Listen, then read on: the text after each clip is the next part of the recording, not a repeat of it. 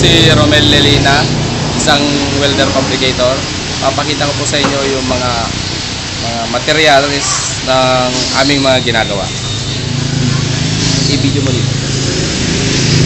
Ito po yung round bar, square bar pala. Ito yung ginagamit sa mga bintana, yung twisted na ginagamit sa tinitwist namin ito, hinihiting tapos tinitwist. Tapos ito yung mga ginagamit sa design ng mga bintana. Ito po yung angle bar na carbon steel.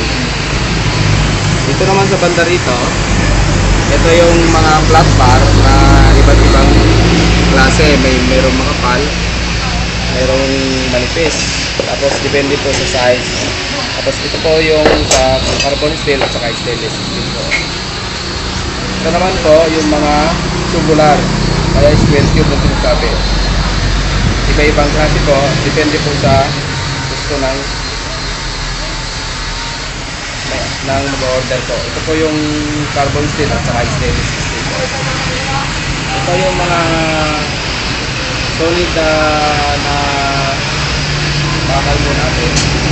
Stainless po ito. Tapos yung mga tubo po na stainless.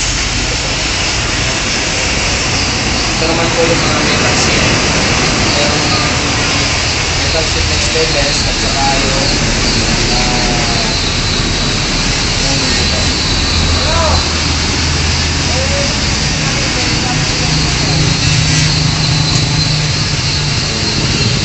ito naman po yung mga tools na ginagamit namin sa pagpapabuti.